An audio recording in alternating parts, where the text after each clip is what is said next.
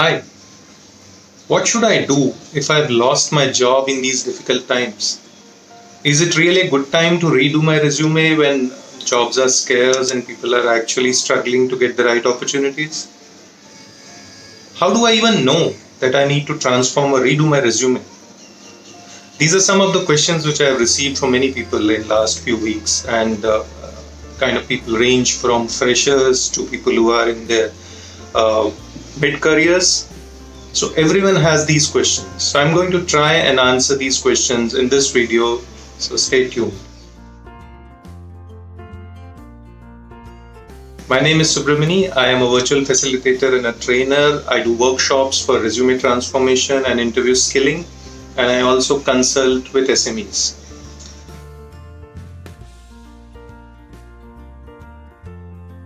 These are tough times for everyone, and it's very important to be connected with people who have some knowledge about the industry and what's happening there.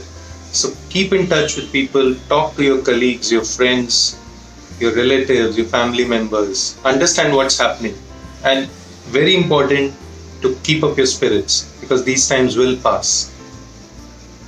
Two things which you should keep doing is one, create a digital presence, showcase what you know, write articles, put out videos, share insights, analytics. Do classes for people, coach others in what you are aware of. Create a presence, showcase, demonstrate. And second thing, upgrade your knowledge continuously in the area in which you have been working, as well as in the areas which are related and where you feel there will be opportunities coming up once things become a little more normal. The question which a lot of people have asked is it really the right time to update your CV because you don't see too many opportunities? So my answer to all of them is there is never a better time to have a relook at your resume. The moment you feel that you need to have a look at it is the time when you should do it. And how do you know that you need to relook at your resume? So there is a simple test which I call the YES test, YES. There are three questions you need to ask once you read your resume. And when I say read, go through it line by line, word by word, see what's there. What is it communicating? And then ask these three questions. Number one, is your resume talking about you? When I say is it talking about you, it should not be talking about the job which you want to take up, the company you want to join, the industry trends. No, every word and sentence should be focused on you. So when you're talking about setbacks, people you've worked with, your capabilities, everywhere you have to be the centerpiece. This is the one place where you should be selfish. The second thing is your resume expressing what you want to say? If you were to talk in front of anyone about who you are, will you be talking the language which is written in your resume? That's the way you should analyze your resume.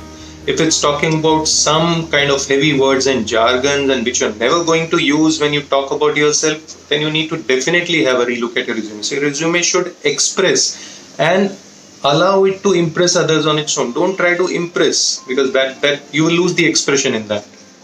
And the third important thing is your resume talking about your stories and your experiences which you want to highlight? So if the answer to these three questions is yes, is it about you, are you expressing and you have stories, then it's fine.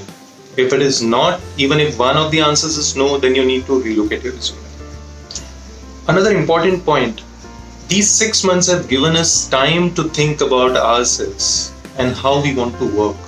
What kind of jobs we like, what kind of people we have worked with, how have we interacted with them, what do we actually want to do.